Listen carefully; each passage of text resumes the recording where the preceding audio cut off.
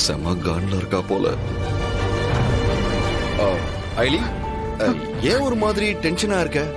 எனக்கு என்ன பண்றது எப்படி சொல்றதுனே தெரியல சீனியர். ஒரே குழப்பமா இருக்கு.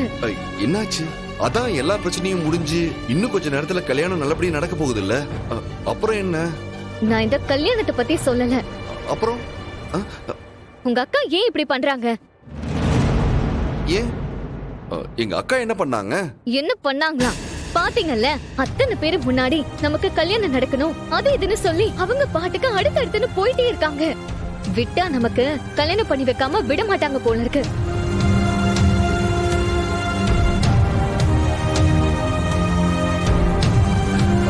என்ன பண்றது ஐலி? அன்னைக்கு வேற வழியே இல்லாம அந்த மாதிரி சொல்ல வேண்டியதா போச்சு. நான் வேணா இப்பவே போய் எங்களுக்குள்ள அப்படி ஒண்ணுன்னு சொல்லிட்டு வந்துட்டுமா? இருங்க. அதெல்லாம் ஒண்ணு வேண்டாம். இப்பதான் ஒரு பிரச்சனை முடிஞ்சிருக்கு. இப்ப போய் இத சொன்னா அப்புறம் ஏன் என்கிட்ட போய் சொன்னீங்கன்னா அதுக்கு ஒரு பிரச்சனை பண்ணுவாங்க.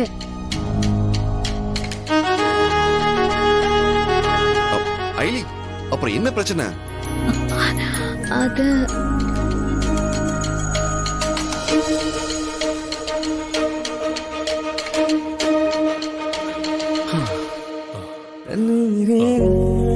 சிவா,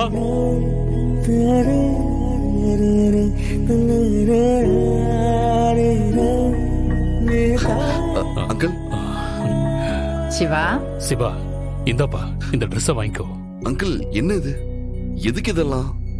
என்ன சிவா, என்னைக்கு இருந்தாலும் நீ எங்க வீட்டு புள்ள தானே.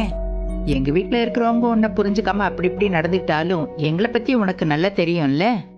இந்திராணியமா உன்னை தம்பி ஏத்துக்கிட்டாலும் என்ன இருந்தாலும் நீ எங்க வீட்டு பிள்ளைதான். அயலிக்கும் எங்களுக்கும் நீ செஞ்சது அவ்வளவு சாதாரணமான உதவி இல்ல. எவ்வளவோ உதவி பண்ணிருக்க. அதுக்கு கைமாற நாங்க ஏதாவது செய்யணும். அதுக்கு தான் எங்களால முடிஞ்ச இந்த சின்ன பரிசு.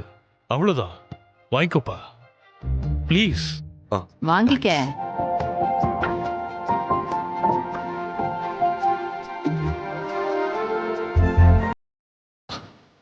நல்லா இருக்கு. என்ன இது? பொண்ணு வீட்ல இருந்து என் தம்பிக்கு கல்யாண சீரா? என்ன ஐலி, இது எல்லாத்தையும் கொடுத்து என் தம்பிய பொண்ணு வீட்டுக்காரனா மாத்திரலான்னு பாக்குறீங்களா?